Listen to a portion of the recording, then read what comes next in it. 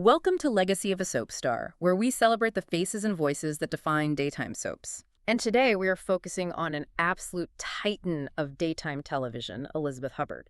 I mean, her career spanned over 50 years, which is incredible in itself. Right. And she holds this extremely rare, almost impossible distinction of anchoring two of the most enduring and fundamentally different soap operas in American history. The Doctors and Those People.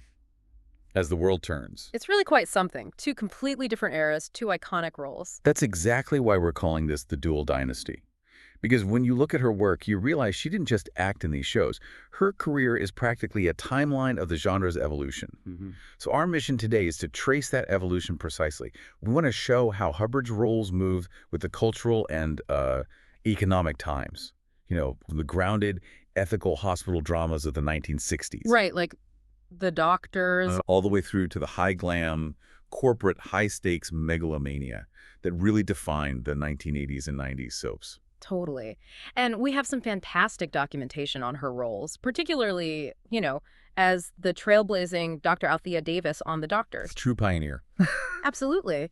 And of course, the iconic, utterly unrepentant matriarch, Lucinda Walsh on As the World Turns. Can't forget Lucinda. Never. These sources give us a really comprehensive view, not just of her performances, but the sheer, intellectual weight she brought to a genre that, let's be honest, was often dismissed by critics back then. That's a great point. We really need to focus on how that intellectual foundation, that background she had, allowed her to just elevate everything she touched. Okay, so let's start right there with that intellectual weight and the sheer commitment to the craft. Elizabeth Hubbard wasn't merely an actress who kind of stumbled into soaps after a few bit part. Not at all. No. We're talking about someone whose preparation was absolutely key to her longevity. Yeah. You start looking at the paperwork on her background, and immediately, before she ever put on a scrub suit for Dr. Davis, you realize you're dealing with a force of nature.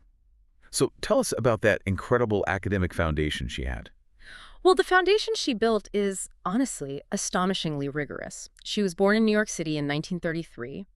And she didn't just attend college, she graduated summa cum laude from Radcliffe College in 1955. Summa cum laude? Yeah. Well, and Radcliffe, at that time was the female coordinate college for Harvard University. So we're talking top-tier academics. right. That kind of academic rigor tells you something. It tells you she approached scripts and character analysis with this powerful analytical mind, capable of really deep interpretation.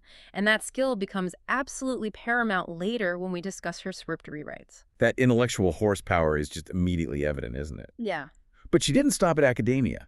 She channeled that analytical capability directly into classical theatrical training, which, thinking about it, is a huge and often unexpected step for an American actor in that era. It really was. Most American actors in the 50s and 60s weren't, making a transatlantic move for training like that. Yeah. But she did. She attended the Royal Academy of Dramatic Art, RAD, in London. Variety, the gold standard. Exactly. One of the world's most prestigious drama schools, focused heavily on Shakespeare, voice work, classical dramatic technique, the works. And here's the standout fact. The thing that really signals her commitment and her talent. She was the first American student ever to receive the school's silver medal upon graduating in 1957. The first American. That's incredible. The silver medal from Marathi is a serious signal achievement in classical theater training. It really is. It's not just that she went there. It's that she excelled to such a degree that she literally broke historical precedent. Yeah. That kind of training, it teaches you voice projection, emotional consistency, and maybe most importantly for the world of daily television. Oh, definitely. How to memorize and deliver huge volumes of text consistently and truthfully, 6 days a week sometimes. Exactly. That preparation is just crucial. And you see her immediately put that classical, rigorous training to use right on the stage. She made her Broadway debut as a replacement actress in a revival of the Threepenny Opera in 1955. The very year she graduated Radcliffe. The very same year. She was already working professionally while, her peers were likely still just finding their footing. That's amazing. And over her career, she clocked in 14 total Broadway productions, which is a massive number. Yeah. Especially when you think about it, coupled with her television commitments later on. It's huge. This wasn't just some brief theatrical foray. She was a real fixture of the New York stage scene. Definitely. And we also see her range recognized really quickly in that world, too. She won the prestigious 1965 Clarence Derwin Award for Most Promising Female. That was for her role in The Physicists. The Derwin Award, okay. Yeah, and that award is interesting because it doesn't just reward star power, it rewards potential and serious dramatic capability. It really cemented her reputation as a serious, highly capable, and versatile dramatic actress, capable of anchoring complex modern works, not just the classics. So, okay, let's recap. We have this exceptionally educated, classically trained, Broadway-recognized actress. It gives her this incredible, solid base in legitimate theater, which, as you mentioned, surely contributed immensely to her longevity and the respect she commanded in television. Absolutely. But, the bills had to be paid, and the small screen eventually called. Yes, it did. But before she became the legend we know her as, she had a few brief, almost transitional steps into the daytime world. Those were pretty short stints early in the 1960s. Right. We see her first recorded soap role as Anne Fletcher on Guiding Light in 1962. And then just a year later, she was Carol Kramer on The Edge of Night in 1963. So, quick appearances. But they served as like a perfect audition, didn't they? For her first major long-term role, the one that changed the game for her career and, you could argue, for the entire landscape of medical drama in daytime TV. Mm-hmm. She was ready. She was now ready for her first dynasty. Indeed. Okay, let's unpack the first major chapter, the era of Dr. Althea Davis. When she joined NBC's The Doctors in 1964, she wasn't joining a show that was already some kind of massive hit, was she? Not at all. She was joining a show that was, frankly, fighting for its life. And it really needed her dramatic skill to stabilize it. Right. Tell us about that context. Well, that's a crucial piece of historical context. The Doctors actually debuted back in April 1963, but it used a less popular, less conventional format initially. It was an anthology show. An anthology? In daytime. Yeah, meaning the stories and characters changed regularly. And in the world of daytime, which relies entirely on viewer loyalty and, habit. Right, tuning in every day. Anthologies just don't work. The viewers tune in expecting to see the same ongoing struggles, the same people they care about. Exactly. You need that continuity if you're a daytime viewer. So because of that structural flaw, viewership was desperately low, I gather. Oh, yeah. It had like a 3.4 rating. Yeah. Which was next to worst among network soaps at the time. Wow. And in the 1960s, a 3.4 rating was just catastrophic. It clearly showed the format wasn't compatible with that viewer habit of tuning in every single day for the same beloved characters. So something had to change. And it did. Everything shifted in March 1964. The network made the life-saving decision to convert the show to a traditional continuing serial, centered on the staff of Hope Memorial Hospital. Okay, that makes sense. And Hubbard joined right as it hit its stride with this new format. The sources show the ratings more than doubled almost immediately, climbed up to a 7.5 mark. Wow, that's a turnaround. Huge. This traditional format, anchored around a core cast, is really where the character Dr. Althea Davis thrived. And we should probably acknowledge the subtle but important distinctions between The Doctors and its main competitor, right? General Hospital premiered on the exact same day in 1963. That's right. Same day, different approaches. Our sources describe The Doctors as being more bold in its storyline choices, while General Hospital often showed doctors working, maybe more harmoniously, balancing idealism with patient care. The physicians on The Doctors were often competitive and even, the source says, cutthroat. Yeah, it was definitely positioned as a more grounded, perhaps more realistic portrayal of institutional medicine. It balanced the personal demands of the doctors with their professional ethical obligations. And Althea Davis was right at the center of that tension, wasn't she? Essentially being the smart, capable woman trying to survive in a very male-dominated environment. Absolutely. Her storylines were really pioneering for the time because they focused specifically on the challenges she faced as a female doctor working on a mainly male staff, where her competence was often, presumed to be secondary to her personal life. Can you give an example of that? Well, we see a very specific and frankly kind of infuriating example of this institutional double standard cited right in the source material. Althea's personal life, specifically her divorce, became a moral issue. It was debated by the hospital board. Her divorce? Debated by the board? Yes. They were actually questioning her fitness to practice medicine based on her marital status. That's outrageous. It is. And that is a clear challenge that a male doctor on staff, like the show's patriarch, Dr. Matt Powers, never had to face regarding his own personal life or, his messy relationships. So she wasn't just navigating medical crises. She was navigating systemic sexism day in and day out. Pretty much. It highlights how, even within the occasionally heightened melodramatic framework of a soap opera, the show is actually tackling genuine societal issues. Yeah. Issues surrounding professional women in the 1960s and 70s, the challenges of career versus traditional expectations. Right. She wasn't just wearing a lab coat. She was challenging the system just by existing and succeeding within it. Exactly. But of course, it's a soap opera. It requires romance. It couldn't just be all professional rigor and institutional battles. True. Gotta have the romance. And her pairing with the charismatic neurosurgeon Dr. Nick Bellini, played by Gerald Gordon, that was pure dynamite. Nick and Althea? Yes. They became one of the most popular romantic couples in soap opera history. They dominated the show's storylines through the later half of the 60s and pretty much most of the 70s. Their relationship really gave the show its emotional anchor, didn't it? The source material emphasizes how intense the audience connection was to Nick and Althea. They symbolized that enduring professional couple who faced endless trials but somehow always came back together. And that longevity spanning over a decade really speaks to the chemistry between Hubbard and Gordon and the depth Hubbard brought to the emotional beats of the character. The industry certainly noticed her ability to ground this complex character, right?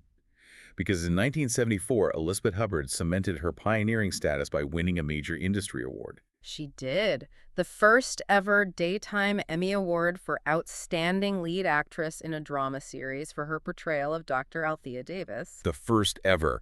That is such a critical piece of history. To be the very first winner in a category that really defines an art form is just remarkable. It really is. She set the bar for the entire category that followed, which would eventually include legendary actresses like Susan Flannery, Judith Light, Erica Slezak. Legends. Yeah.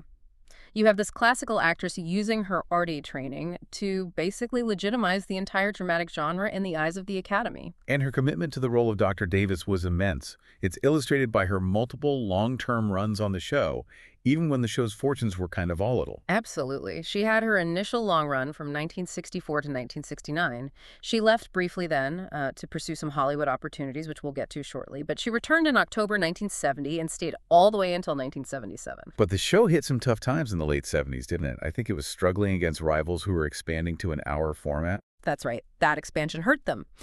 The Doctors plummeted from 4th place down to 11th in the ratings, and the network kept shuffling it around the NBC schedule, landing it in increasingly volatile time slots, which never helps. Never good for viewership habits. Yet she still returned. After leaving again in 77, she came back. This speaks volumes about her loyalty to the character and the cast, I think. When did she come back the last time? She came back in 1981 and remained with the series right until its cancellation on December 31st, 1982. Wow. So that dedication, spanning nearly 2 decades, across 3 different periods, it really showcases her investment in the role, even as the show is struggling and the ratings dropped to, what, a record low? Yeah, a 1.6 rating in its final season. Really low. Ouch. But even with those low ratings at the end, the character in the show hold historical significance. The Doctors was known for incorporating a certain blend of, medical realism and humor. And it featured this core character in Dr. Althea Davis, who spent nearly 20 years grappling with being a professional woman in a man's world. It's a powerful statement about perseverance, really. It is, and it sets the stage beautifully for her next major chapter. But first, she spent those brief periods away from the show ensuring her career wasn't just confined to daytime. Right, let's talk about that bridge. Before we cross over to the second dynasty, it's definitely worth highlighting the caliber of her work outside of daily television, especially during those breaks she took from Hope Memorial. Her work schedule was anything but confined to those New York studios. Yeah, she was truly working across all mediums and landing roles in some really prestige projects. In 1970, during her first break from The Doctors, she made her big screen debut. Right. In the critically acclaimed and Academy Award-nominated drama film, I Never Sang for My Father. That's a serious film. Absolutely. And this wasn't some little independent feature. This was a film starring Hollywood titans Melvyn Douglas and Gene Hackman. That's elite company. Yeah. Her presence in that film just demonstrates that she was recognized as a serious dramatic talent, capable of working with the best in the business, not just the best in daytime. And she wasn't done with Oscar winners either. 10 years later, she appeared in another critically acclaimed, Oscar-winning film, Robert Redford's directorial debut, Ordinary People in 1980. Another classic. She also had roles in films like The Bell Jar and Cold River. This filmography really demonstrates that the mainstream industry respected her dramatic abilities. She wasn't pigeonholed by the rigors of daytime production. Which could easily happen. Oh, yeah. And she wasn't done collecting Emmys either. While Dr. Althea Davis secured her first lead actress win, her second Emmy win came in a completely different genre. Okay. In 1976, she secured a Daytime Emmy Award for playing former First Lady Edith Wilson in the television film First Lady's Diaries. Edith Wilson. This was in the specific category of Outstanding Actress in a Special Program. Wait, let's just pause on that for a second. A lead actress Emmy for a fictional doctor navigating 1970s sexism. Right. And then an actress in a special Emmy for portraying a real-life historical figure, Edith Wilson, who was, by all accounts, an incredibly complex and powerful woman, especially after President Wilson's stroke. Exactly. That's not just incredible range. It's proof that she could ground fact just as easily as fiction, seamlessly moving between contemporary drama and historical performance. That kind of versatility is exactly what you get when an actress has that RADA level foundation. It really shows. So after The Doctors was finally canceled in late 1982, she didn't immediately jump into the next big thing. Well, she had a brief transitional stop first. On One Life to Live from 1983 to 1984, she played the recurring role of a society matron named Estelle Chadwick. Estelle Chadwick. Okay, so a brief role kept her in the daytime universe. Yeah. But it feels almost like a palate cleanser, doesn't it? Yeah, kind of. She was stepping away from the constraints of the ethical, professional hospital setting and moving more into the world of society and wealth. It seems like the perfect, brief interim role, setting the stage for her permanent return to CBS and the creation of her most famous, most indelible character, the one who would redefine the soap opera tycoon. Precisely. Enter Lucinda Walsh. Which brings us to Lucinda Walsh on As the World Turns. The transition from the serious, ethical Dr. Althea Davis to the no-nonsense businesswoman and mega mogul Lucinda Walsh, who debuted in April 1984.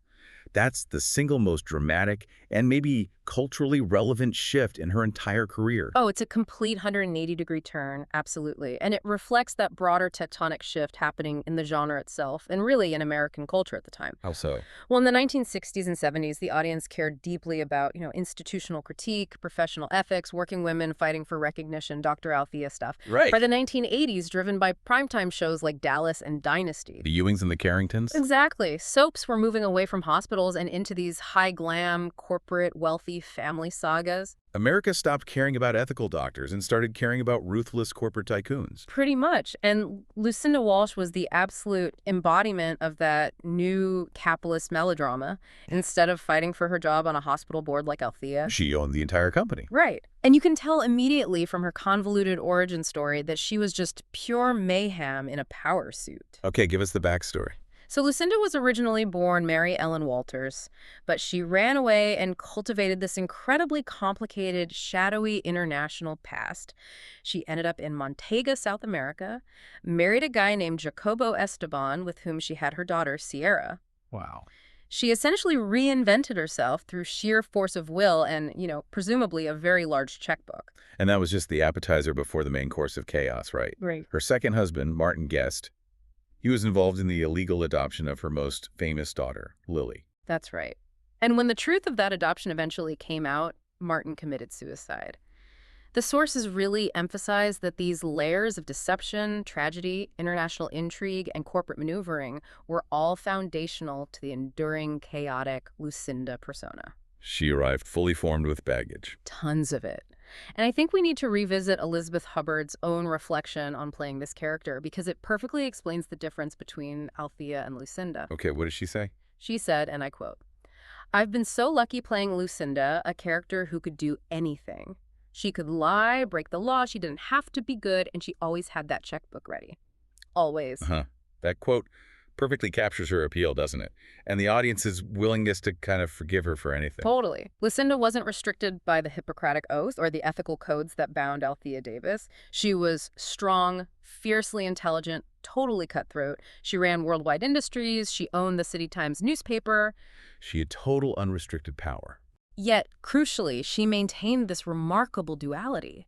She was, at her core, a loving mother and grandmother who would defend her family absolutely viciously.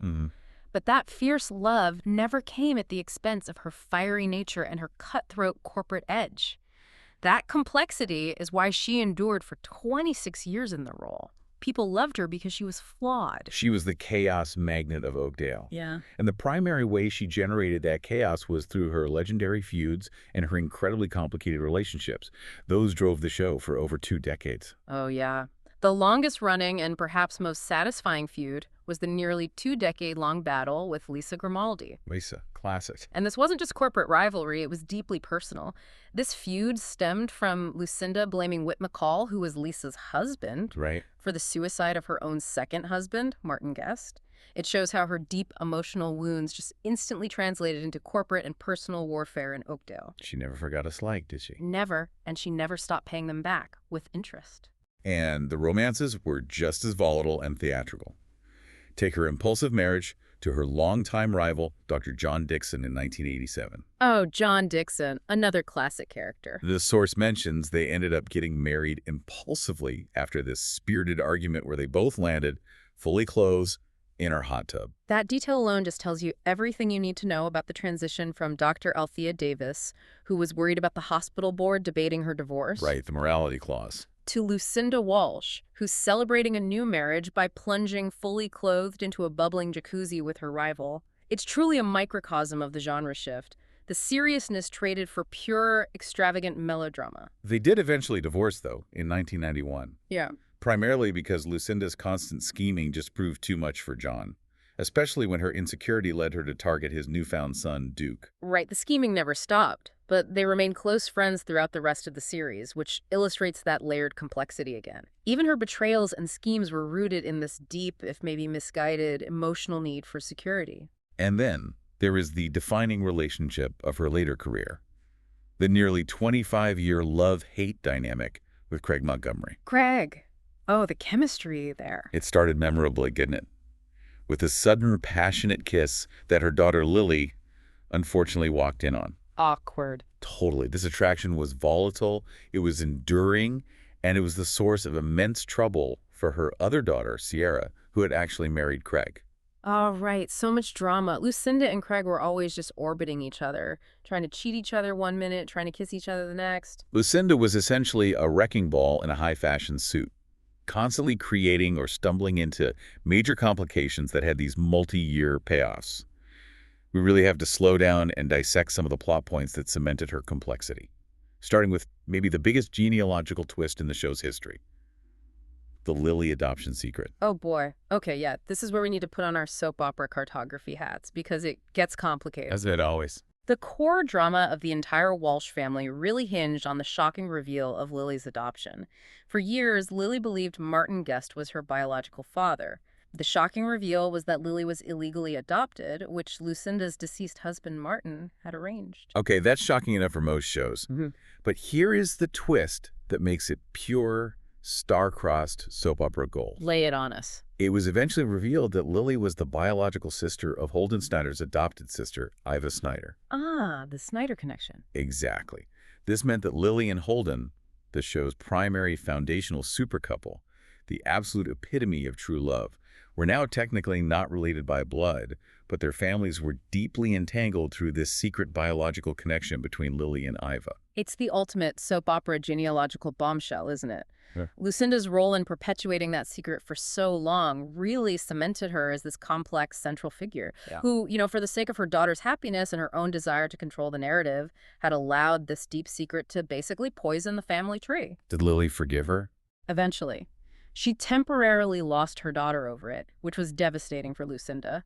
But eventually, after years of struggle, she repaired the relationship, which demonstrated that her love for Lily was powerful enough to bridge even years of pretty serious deception. Okay, then let's flash forward to the 2000s. We see Lucinda face one of her greatest personal challenges. She's diagnosed with breast cancer in 2005. Right. And this storyline wasn't just a health scare. It was a real character challenge that showcased her stubborn, fiercely independent nature.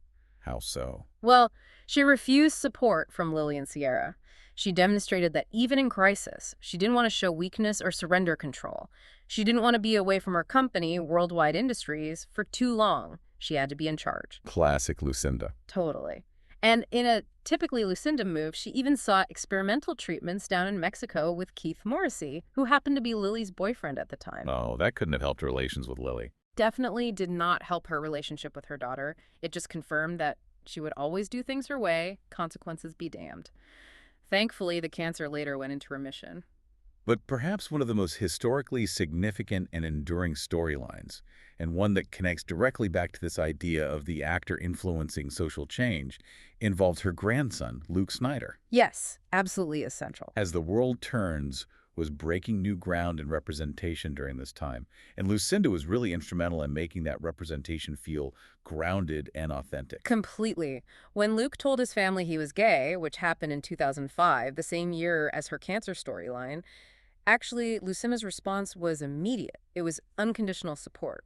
The source says she happily accepted his confession and promised full support, standing by him without any question. That was a hugely positive moment for mainstream American daytime television, wasn't it? Especially when you contrast it with the reaction of Luke's biological father, Damien Grimaldi. Oh, Damien. Yeah, he attempted to lure Luke away from Oakdale, pushing conversion attempts and rejection. It was awful. And Lucinda was the main voice of reason and fierce protection against Damien's detrimental intentions. That role as the protector, the voice of fierce, unconditional love, it humanized Lucinda in a way that resonated so deeply with the audience. She could be absolutely cutthroat in the boardroom, but when her family was threatened, particularly when Luke's happiness was at stake, she became a true lioness. Yeah. This acceptance storyline showed an older, fairly traditional matriarch fully supporting a gay relative, which was groundbreaking and absolutely essential context for later groundbreaking moments in the show. And those moments were critical. Lucinda's family, particularly Luke and his partner Noah Mayer, were involved in other heat-remaking moments, including the first gay male kiss on American daytime television in 2007. A huge moment. And later, the first portrayal of the consummation of their relationship. Lucinda's unwavering acceptance really helped provide a stable, loving environment for these storylines to unfold realistically. It really did. We also see the return of her cancer later in life, which, in true soap fashion, led to another chaotic, character-driven relationship. Who was that with? She married a man named Brian Wheatley after her cancer returned. She was seeking companionship and stability while facing her mortality again. But the marriage was short-lived, I take it. Very. And fascinatingly, it tied directly back to the Luke storyline, really emphasizing Lucinda's role as this emotional observer. She discovered Brian was struggling with his sexuality after he kissed Luke a couple of times. Oh, wow. Yeah. And eventually, Brian admitted he was struggling to come out as gay. How did Lucinda handle that? Well, Lucinda, having already accepted Luke so wholeheartedly, divorced Brian but treated the situation with real dignity. It showed her ability to understand and accept difficult truths about the people she loved, even if it meant sacrificing her own marriage. It was actually a moment of profound maturity for a character often known for immaturity. That's a great point. So how did her story finally wrap up? Well, it was fitting that her final major arc brought her back to her past. In 2010, as the show was winding down towards its finale. End of an era. Big time. Lucinda reunited with her ex-husband, John Dixon. When her reconciliation attempts with Lily kind of failed, John, ever the stable counterpoint to her chaos, invited her to go with him to Amsterdam. Amsterdam. And what a way to exit the genre. Lucinda and John fell back in love. They left Oakdale together, vowing to spend their remaining days just having fun and traveling the world. That's actually a really nice ending for her. Kind of ambiguous, romantic. Yeah, a wonderfully ambiguous and romantic exit for a character who had spent, 26 years generating chaos. And that was her last appearance as Lucinda on the final episode. Yep, concluding on the final episode of As the World Turns on September 17th, 2010. Lucinda Walsh had reigned supreme until the very last curtain call, anchoring that high-stakes corporate era of the soap opera genre right up until its conclusion. What a run. Incredible. Elizabeth Hubbard's career is truly like a map of American daytime television history. And her legacy extends far beyond just the collective screen time of Althea and Lucinda. We really have to look at the immense recognition she received for both of these dynastic roles. Her awards record is exceptional, isn't it? And it speaks volumes about her sustained quality over decades. Absolutely. She has the 2 Emmy wins, one for lead actress for The Doctors back in 1974, and that special award for playing Edith Wilson in 1976. That established her credibility right away. But then for Lucinda Walsh alone, For Lucinda alone, she received a massive 8 Daytime Emmy nominations for Outstanding Lead Actress in a Drama Series between 1986 and 1999. 8 nominations for one role. 8. That relentless, consistent recognition over more than a decade just confirms that Lucinda Walsh was viewed by the industry as the absolute gold standard for high-level dramatic performance in the genre's most glamorous era. And we get this absolutely vital, fascinating insight into her working method through the testimony of her co-stars. Testimony that connects directly back to that Radcliffe and Rady training we talked about earlier. Yes. Martha Byrne, who played her daughter Lily Walsh Schneider for years and years, called her the ultimate acting partner. High praise. Very high praise. Byrne emphasized that when you did a scene with Elizabeth Hubbard, you never do the same scene twice. That suggests constant invention, right? Dramatic searching, keeping it fresh. Yeah, not just hitting the marks. Exactly. But this is the detail that truly stuck with me from the source material, the detail that illuminates her work ethic. Byrne noted that Hubbard never once phoned it in.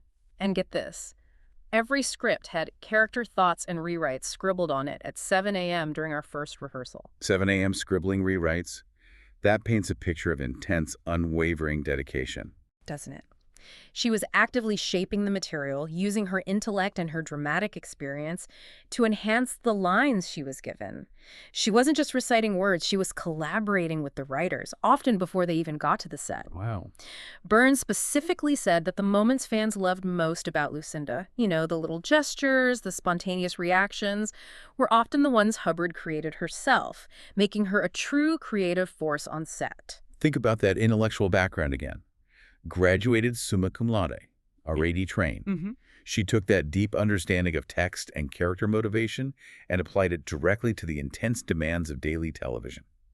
She used those early morning script rewrites to ensure Lucinda's fiery nature was always balanced with authentic, complex motivation, preventing the character from ever becoming just a mere cartoon villain. Absolutely crucial. And Scott Bryce, who played Craig Montgomery and shared that phenomenal off-the-charts chemistry with her. Right. He credited her directly with teaching him how to navigate the soap opera genre. He called her a remarkable actress and an even more remarkable person. This kind of mentorship from a stage-trained veteran is just invaluable in an environment that requires such speed and efficiency. Yeah, passing on that knowledge. And this dedication ensured her influence spanned generations of performers and even extended far beyond U.S. borders.